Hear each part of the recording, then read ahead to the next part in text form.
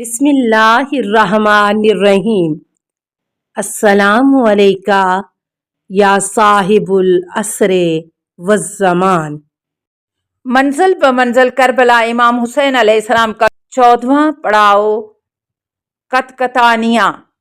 عذیب الحجانات کی منزل سے نکل کر امام علیہ السلام کا قافلہ اگلی منزل کی طرف گامزن تھا کہ قصر بنی مقاتل کے قریب قطقطانیہ کے مقام پر امام نے ایک خیمہ دیکھا جس کے باہر ایک بہت اچھا گھوڑا بھی بندھا ہوا تھا۔ امام نے دریافت کیا کہ یہ کس کا خیمہ ہے تو کسی نے بتایا کہ یہ عبید اللہ ابن حر جعفی کا خیمہ ہے۔ یہ شخص بہادران کوفہ میں شمار ہوتا تھا اور لڑائی کے فن میں طاق تھا۔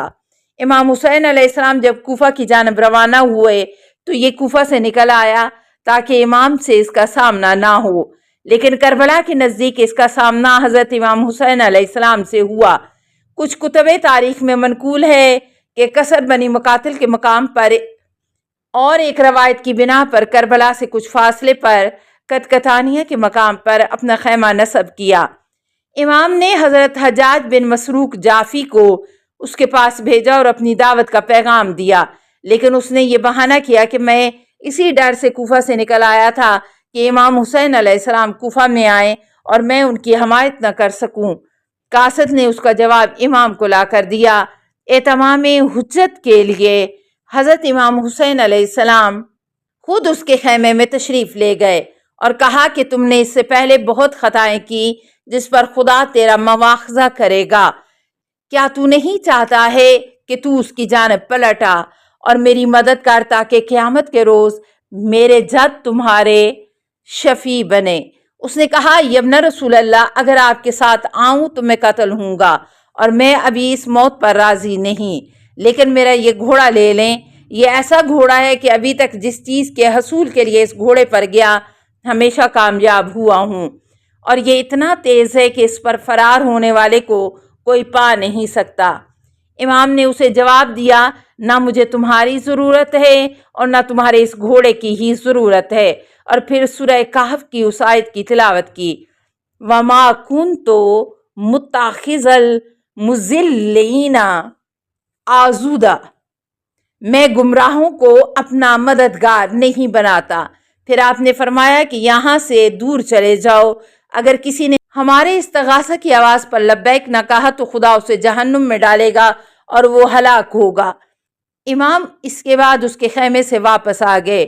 جب حضرت امام حسین علیہ السلام کے خون کا بدلہ لینے کے لیے 66 ہجری میں قیام مختار کے موقع پر اس عبید اللہ ابن حر جعفی نے مختار ثقفی کا ساتھ دیا اور ابراہیم بن مالک اشتر کے ساتھ مل کر ابن زیاد سے جنگ کے لیے گیا۔ ابراہیم بن مالک اشتر کو اس پر اعتماد نہ تھا، لہٰذا انہوں نے مختار سے کہا کہ مجھے ڈر ہے کہ یہ جنگ میں مجھے تنہا نہ چھوڑ دے۔ مختار نے جواب میں کہا کہ اس کے ساتھ نیکی کرو، اسے دولت سے نوازو، وہ ایک دنیا پرست شخص ہے۔ ابراہیم اس کے ساتھ تکریت تک گئے اور اس علاقے کے شعبہ مالیات کی ذمہ داری اس کے حوالے کی۔ مالیات لوگوں میں تقسیم کرنے کے بعد ابراہیم بن مالک اشتر نے اس کے لیے 5000 دینار بھیجے، لیکن اس نے ناراض ہو کر ابراہیم سے کہا، اے ابراہیم، خود تو نے زیادہ لیے ہیں اور مجھے کم دیتا ہے۔ ابراہیم نے قسم اٹھا کر کہا کہ ایسا نہیں ہے، لیکن وہ اس پر راضی نہیں ہوا۔ بالآخر اس نے مختار ثقفی کے خلاف خروج کیا، اس سے کیے ہوئے عہد کو توڑا، کوفہ کے اطراف سے غارت گری کی اور مختار کے عمال کو قتل کر دیا اور ان کے اموال کو چھین لیا۔ مختار کی مخالفت میں مصعب بن زبیر کے پاس چلا گیا۔ مختار نے ایک گروہ کو اس کے گھر بھیجا جس نے اس کا گھر مسمار کر دیا۔ مصعب بن زبیر نے جب مختار سے جنگ کی تو اس نے مصعب کا ساتھ دیا، لیکن مصعب اس سے ڈر گیا اور اسے قید کر دیا۔ کچھ مدت کے بعد چند لوگوں کے توسط سے آزاد ہوا، پھر اس نے فوج جمع کرنا شروع کر دی اور 300 کے قریب جنگجو اکٹھے کر لینے اور تکریت پر حملہ آور ہوا۔ تکریت میں غارت گری کے بعد یہ کوفہ پر حملہ آور ہوا اور مصعب بن زبیر کے لیے کام مشکل کر دیا۔ پھر عبیداللہ بن حرجافی کے کچھ سپاہیوں نے اس کا ساتھ چھوڑ دیا تو اسیری کے خوف سے 68 ہجری میں اس نے خودکشی کرتے ہوئے اپنے آپ کو فرات میں غرق کر دیا۔ امام حسین علیہ السلام کا ساتھ انہی لوگوں نے دیا جن کے نام محضر شہادت میں درج تھے، اور جب امام علیہ السلام نے پکارا اور کربلا نے ان کو بلایا تو یہ جہاں کہیں بھی تھے، جس حال میں بھی تھے، کربلا اور امام کے پاس کھینچے چلے آئے۔ رجوع کے لیے صحیفہ کربلا، حدیث کربلا، مقتل ابی مخنف۔